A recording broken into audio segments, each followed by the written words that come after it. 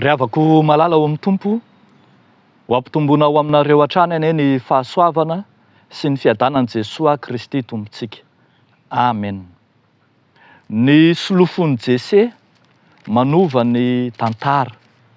Ny solofon'i Jesy manova ny tantara. Izany no asongado mofinainantsika anio amin'ny bokin'ny Isaia mpaminany toko 2:12, ny 1:2 hatramin'ny 10:10. Vakitsika amin'ny anaran'i Jesosy manao hoe: arisy solofo mitsimoka eo amin'ny fototry Jesy, arisy mitrebona avy eo amin'ny fakany, ary ny fanahin'i Jehovah hitoetra ao aminy dia ny fanahin'ny fahendrena sy ny fahazavan-tsaina, ny fanahin'ny fanoloran-tsaina sy ny faherezana, ny fanahin'ny fahalalana sy ny fatahorana an'i Jehovah. Ary ho anitra kasitrahana aminy ny fatahorana an'i Jehovah, ka tsy tsara araka ny hitan'ny masony intsony izy, na ampiaiky araka ny reniny sofiny, fa ho tsarainy amin'ny fahamarinana ny malahelo, ary omeny rariny ny mpandefitra amin'ny tany. Amely ny tany amin'ny tsoran-kazon'ny vavany izy, ary ny fofonain'ny molony no aminony ny ratsy fanahy. Fahamarinana no ho fisikinany, ary ny fanahy mahatoky no fehin'ny kibony. Ary ny ambodia hiara-mitoetra amin'ny ondry, ny leoparda hiara-mandry amin'ny zanak'osy, ary ny zanak'omby sy ny liona tanora sy ny omby kely mifaha iray toerany, ary ny zazakely no hiroaka azy.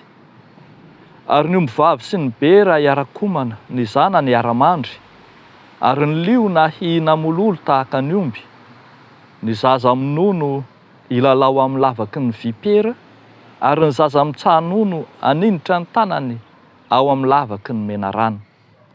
Ary tsy handratra na hanimba eran'ny tendrombohitro masina izy, fa ny tany ho eniky ny fahalalànan'i Jehovah, tahaka ny anaronan'ny rano ny fanambinan'ny ranomasina, fanamban'ny ranomasina. Ary amin'izany andro zany, ny solofon'i Jesy izay hitsangana ho fanevan'ny firenena, dia izy no ho tadiavin'ny jentilisa, ary ny fitoerany dia ho voninahitra. Ray Masino, manamasinana anay amin'ny fahamarinana, ny teninao no fahamarinana. Amen. Ny solofon'i Jesy manova ny tantara. Tao anatin'ny fiarahamonina matimomoka, tsy misy azo antenaina intsony. Tena hoe maty hatramin'ny fakany ny fiarahamonina jiosy izay lasako babo tany Babilôna fahizay.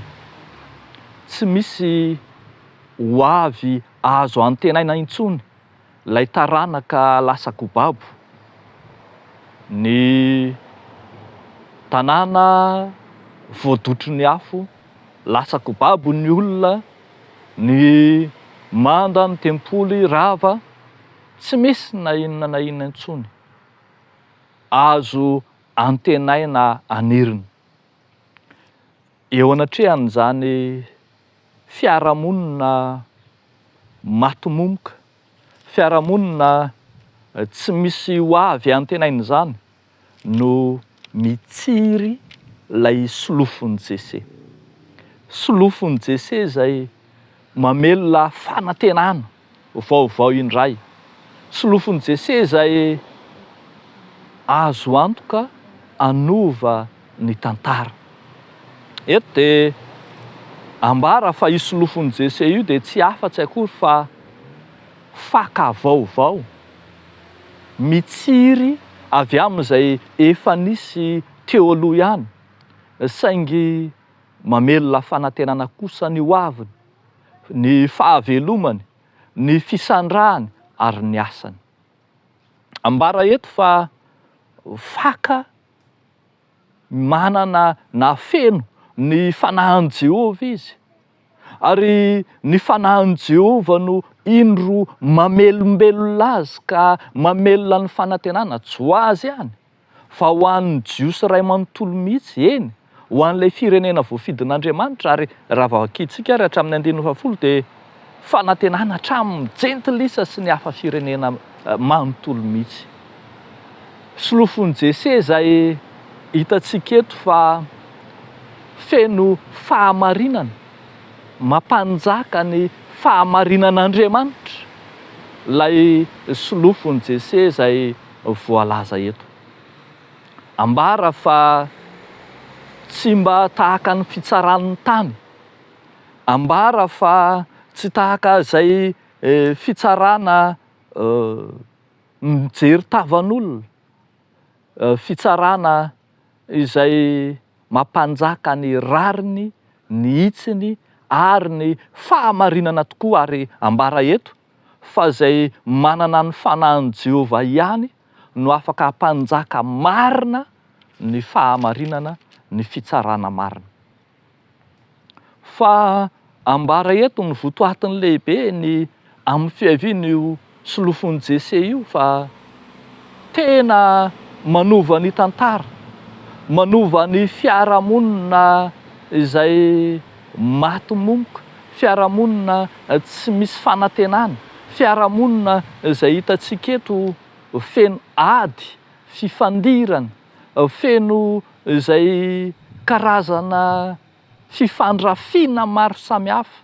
Hitantsika eto ny karazam-biby izay tsy mba afaka miara-monina dia indro miova sy mitsombadika, fa ndreo ny ambodisy ny zanak'ondry izay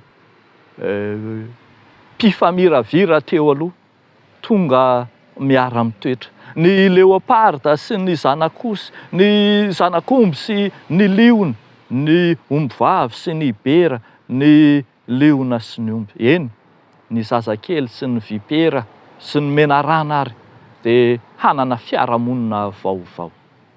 Izay manana ny fanahin'i Jehovah ihany no afaka mampitoetra izany fiarahamonina feno filaminana, fandriampahalemana, feno fitoniana izany. Ravako malala amin'ny tompo.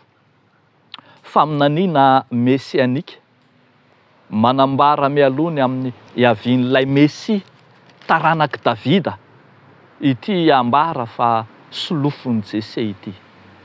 Ao amin'ny lay Mesia dia i Jesoa Kristy no misy ny fahafenon'ny faniamasina ary izy tenany no efa niteny fa androany no efa tanterako aminareo izany soratra izany. Raha namaky ny bokin'i Isaia izy hoe ny fanahin'i Jehovah no ato amiko. Ao amin'i Jesoa Kristy ilay Mesia ankalazaintsika no misy ny fahamarinana tanteraka araka ny teniny hoe izao ny lalana sy fahamarinana ary fiainana. Ao aminy araka izany no misy ny fitsarana marina, fitsarana feno, fitsarana tanteraka.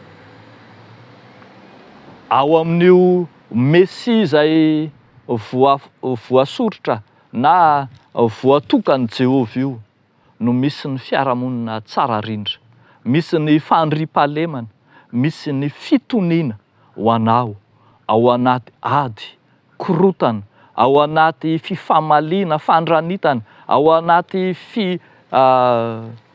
fifandroitana maro samihafa. Ao amin'ny Kristy no misy ny fitoniana.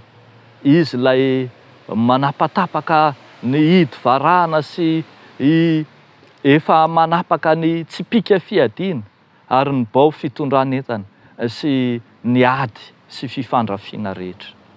Ao amin'ny Kristy no misy ny fitoniana ho antsika. Dia ho an'Andriamanitra irery ihany ny voninahitra. Amen. Tompo, misaotra anao zahay noho ny enao Andriamanitra ilay mampitony, ilay mamelona fiadanana, ilay manome fandriampahalemana, ilay andrinan'ny fiadanana ho an'izao tontolo izao. Misaotra anao noho ny fandalovanao anakaiky izao tontolo izao, amelona ny fanantenanay. Misaotra anao Tompo fa Andriamanitra mahefa izao tontolo izao, mahefa ny zavatra rehetra tokoa ianao.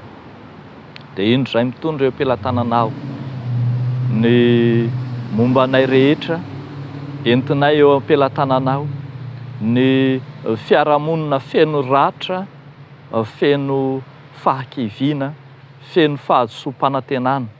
Ianao Jesoa ilay Tompo sy mpamonjinay no amelona ny fanantenany mila vonjy. Dia amin'ny anaranao no anaovanay izany vavaka izany misaotra Tompo.